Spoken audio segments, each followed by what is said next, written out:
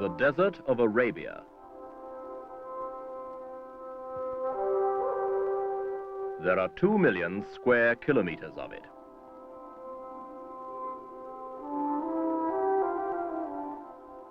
As hot as the sting of the scorpion, as capricious as the sudden start of the bird,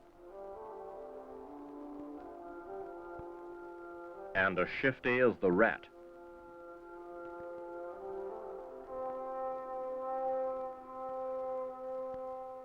A bush with branches like wire may find enough moisture to grow and even flower.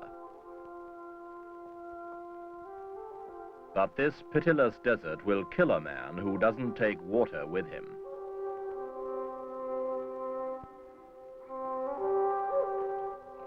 Even for the Bedouin Arabs who navigate it, the desert imposes its own conditions. The Bedouin way of life was not adopted for its picturesque quality, nor from any innate love of freedom. It developed as a way of staying alive.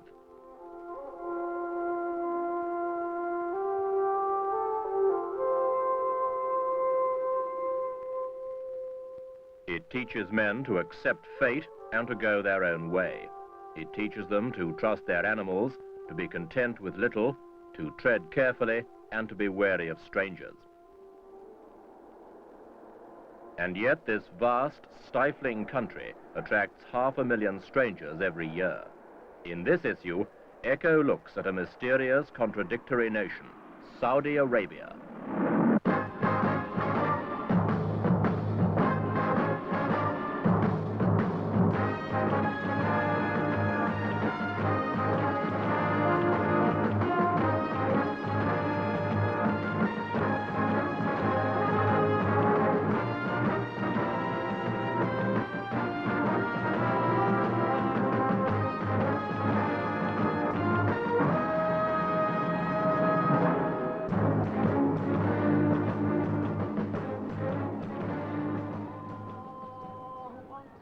Jeddah, the principal port and main gateway into Saudi Arabia, epitomizes the country, a mixture of ancient Arab culture and Hilton Hotel architecture. In the mosques of Jeddah, as everywhere else in this land of 5 million fervent Muslims, prayer is a vital part of everyday life, and the Quran a constant source of inspiration.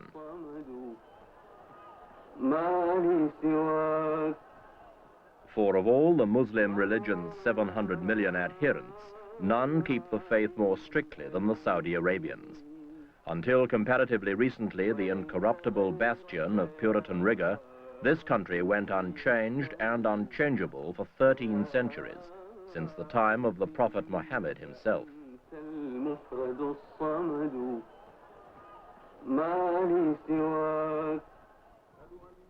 But if it looks to the heavens for spiritual riches, it looks now to the earth for its economic wealth. For centuries, the small city of Jeddah and others like Medina and Mecca were the only settlements and sources of trade and revenue in a patchwork collection of deserts and quarreling tribes. It was not until the turn of this century that an Arab ruler, Abdul Aziz ibn Saud, began to piece together this jigsaw to make one kingdom.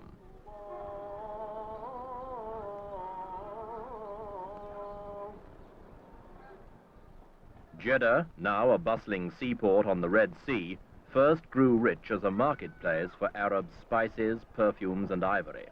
Today it's still a trading post, but its wealth stems from travelers, not spices, and not from ivory, but oil. Together they have brought Saudi Arabia the riches of the world. Every street has its money changer. And every street corner has its bank.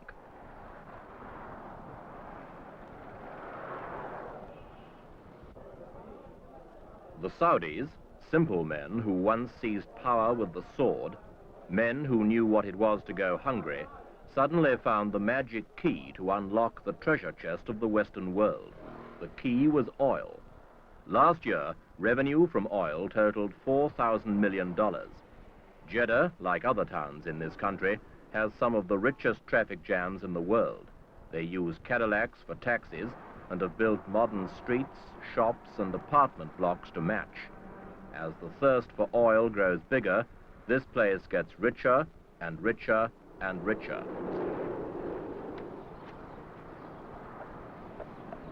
Such incredible wealth has fundamentally changed this once dusty little town and its people.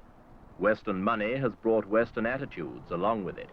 In a generation, a new society has been created and Bedouins have become businessmen.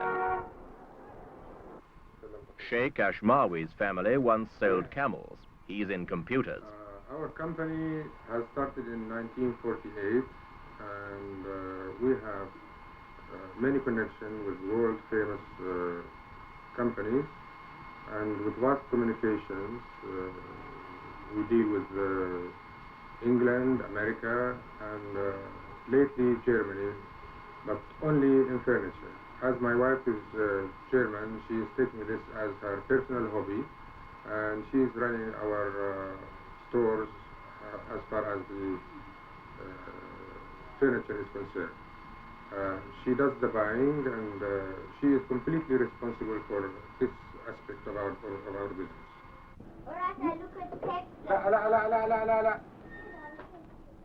His father lived in a Bedouin tent. Sheikh Ashmawi lives in a gorgeously equipped luxury apartment on the coast outside Jeddah. Saudi Arabia's fortune has changed his life and his outlook. His daughter speaks English. His wife succeeds in what was a strictly masculine society. And his son will inherit a complex international business.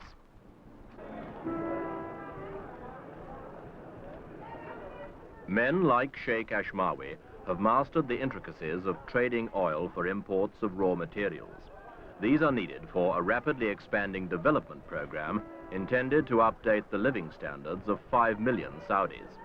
To make it work, they need to import even the labor. Several 100,000 Yemenis provide the muscle for the new Saudi Arabian economy. Oil provides the capital.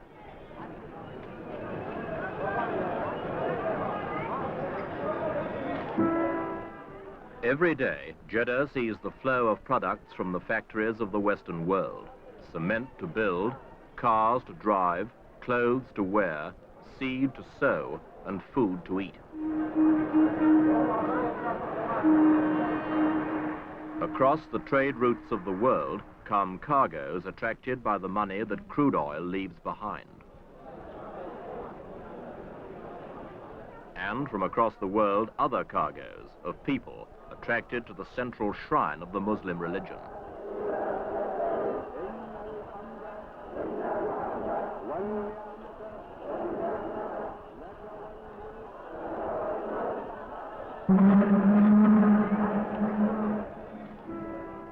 More than 500,000 people come to Saudi Arabia every year in fulfillment of their sacred duty to make the pilgrimage to Mecca at least once in their lifetimes. To the place where 700 million Muslims direct their thoughts, these 500,000 now direct their feet.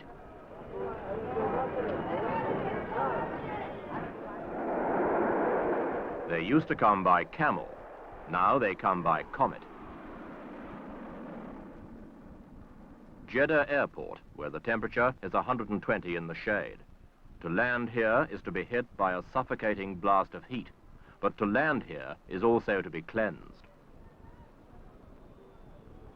From French Africa, Guinea, Afghanistan, Algeria, Malaya, India, Bulgaria, Yugoslavia, Czechoslovakia, and Spain.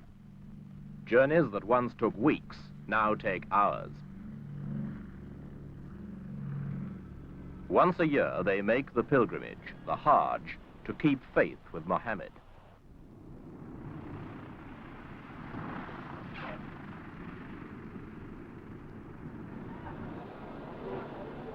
Saudi Arabia's responsibility as the protector of the Muslim faith is a serious one. A separate ministry of pilgrimage has been created to supervise the smooth running of the Hajj and the welfare not only of the 500,000 who make the trek from overseas, but also the other 500,000 who make the journey from within Saudi Arabia itself.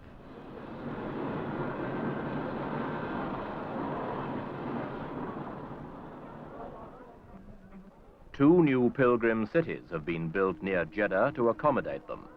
Fleets of buses are provided to take them the 50 miles to Mecca, and new roads, built by British and Italian engineers, have been laid down to smooth the journey.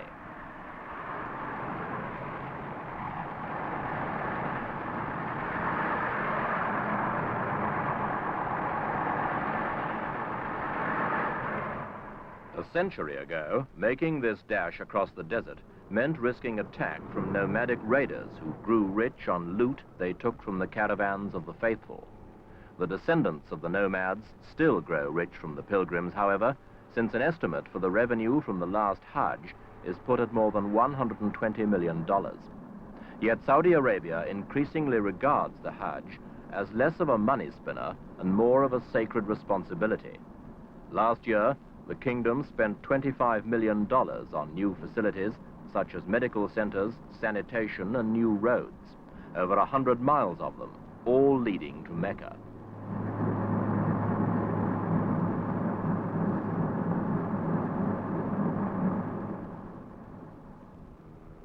Fittingly, it is on the road to Mecca that the two major influences on the kingdom of Saudi Arabia cut across one another.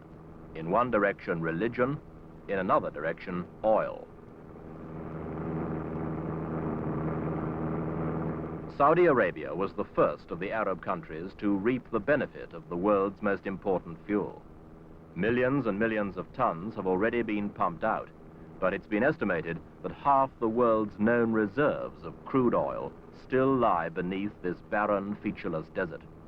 And this nation's income of $4,000 million a year is likely to compound by 10% a year for the next decade at least.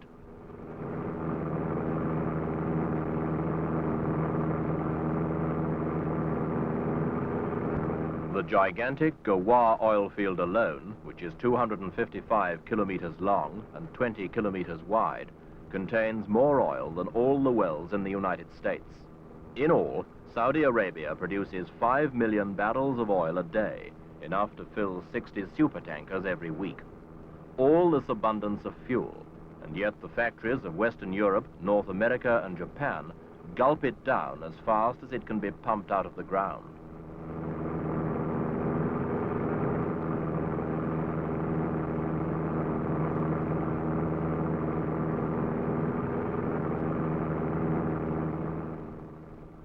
Saudi Arabia, just a dot on the map, has the best part of the industrial world tied to it because of the need for more and more oil.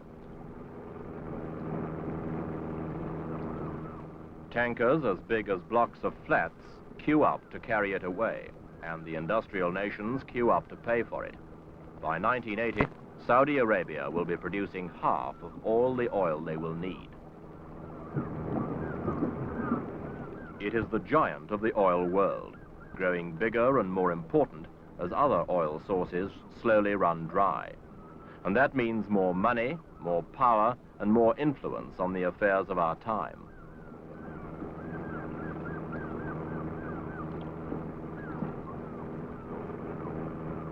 An accident of birth made Saudi Arabia the cradle of the Muslim religion. An accident of nature provided it with almost unlimited wealth. To paraphrase an old Bedouin salutation, God has smoothed Saudi Arabia's path.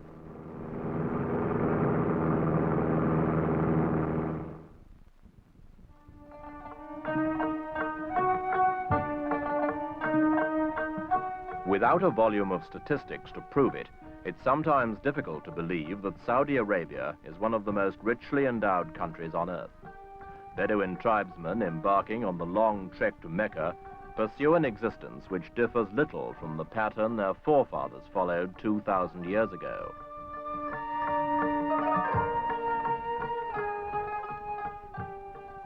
They come from Saudi Arabia's empty quarter, a seemingly endless expanse of sand where nature is capricious and shifty, a land of searing heat and occasional rainstorms, where the very shapes of the sand dunes are continually changed by the winds, where oases which were sweet one year are bitter the next, where to plant a seed is an act of hope, and to see it wither away before bearing fruit is not to be surprised.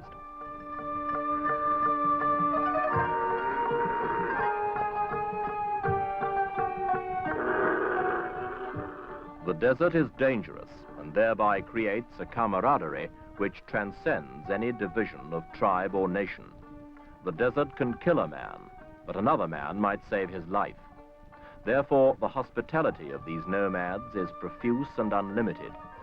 These people have never been touched by successive conquests of the Arabian Peninsula, and they are largely untouched by the new wealth which nature has revealed beneath their feet. What they do have is a faith, and once a year, they too join the mass migration to Mecca, the Hajj.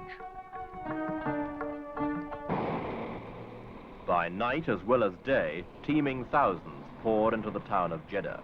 If it looks like Las Vegas, the similarity stops there. No wine, women, or song are allowed to sully the solemnity of the Hajj, and through the Arabian night, long convoys push on into the desert.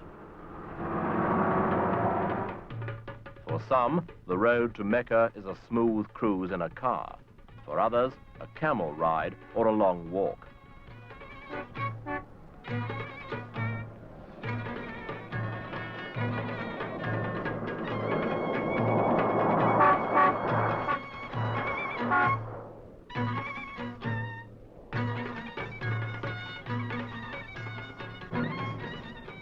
What they have in common is a deep-rooted urge to answer the call of Mecca at least once in their lives.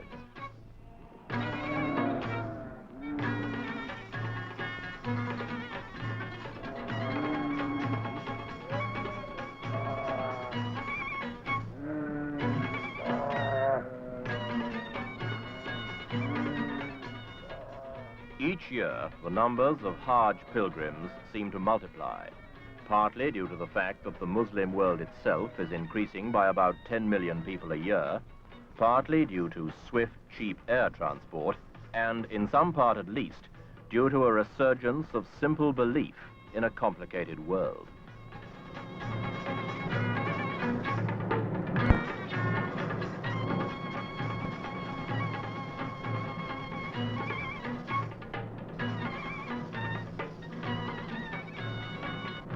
In this wild country, the immovable, in the form of the Muslim faith, meets the irresistible, in the form of 20th century change. But it seems to make little impression on the old.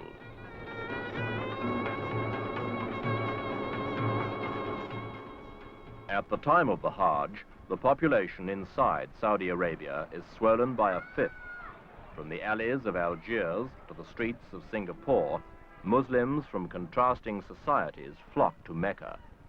And like the flood of money it reaps from its oil, Saudi Arabia absorbs them all, without allowing any of them to alter its ageless structure.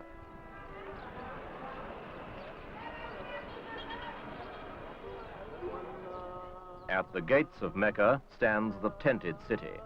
Here on the plain of Arafat, the pilgrimage of the Hajj reaches its climax. From here, the ritual begins.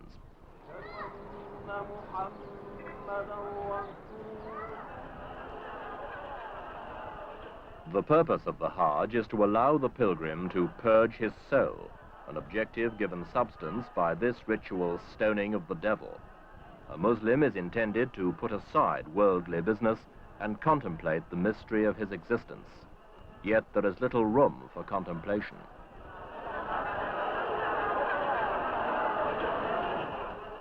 At the core of this sacred edifice, the sheer weight of numbers makes it difficult to sustain the basic simplicity of the pilgrimage to Mecca. What was once an opportunity for a man to ponder the marvel of Muhammad's teachings, which began here and now influences 1/5 of the world, has taken on the appearance of a gigantic package tour.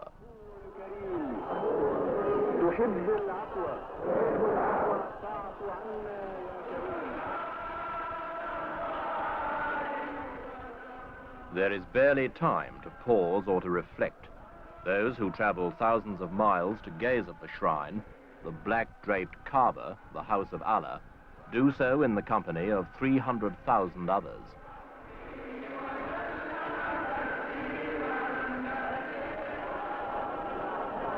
The first to perform the rituals at the opening of the Mecca rites is King Faisal ibn Abdel Aziz.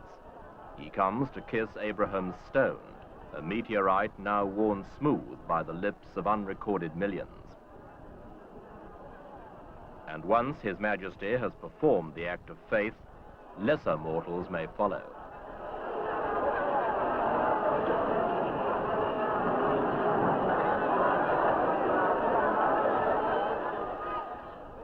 From this moment, 1 million more pilgrims, some here, some still wending their way, will obey the ancient precepts of the Hajj, all minutely described and all to be rigidly observed.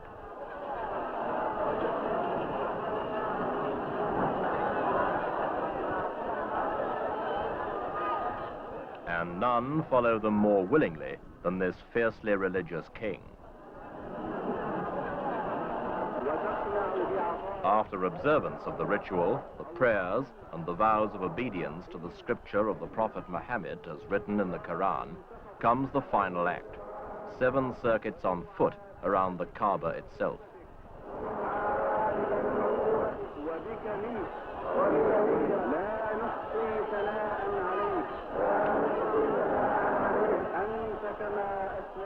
The Kaaba is said to have been built by Abraham on the site of the Garden of Eden, and is the focal point of all Muslim belief.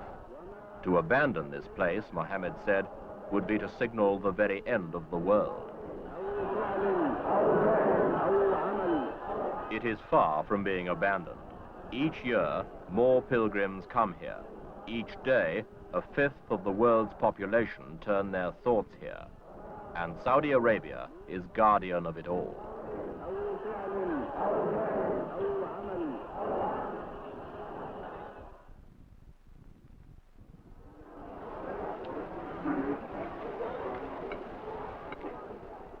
Saudi Arabia and its ruler, King Faisal, rightly regard themselves as the stewards of the Muslim faith. Yet the annual pilgrimage of Muslims, the Hajj, serves more than simply a religious purpose for king and kingdom. It serves as a reminder that Saudi Arabia is a potent force in the Arab world and beyond. Faisal, a 64-year-old monarch who assumed the throne 9 years ago, is firmly anti-communist.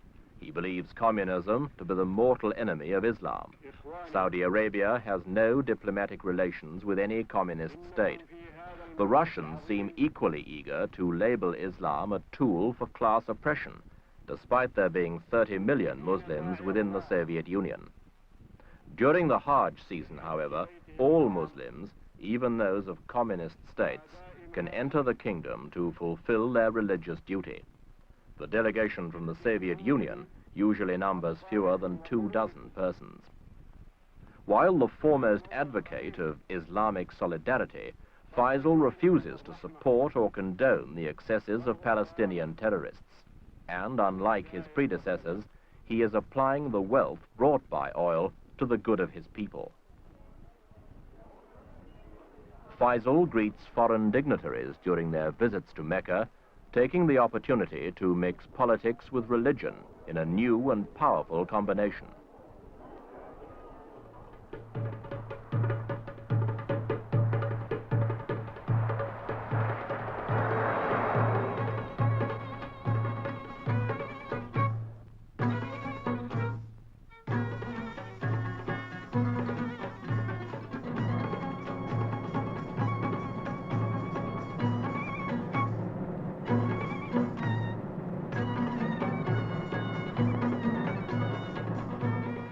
Religion provides Saudi Arabia with its heart, but oil provides it with the muscle.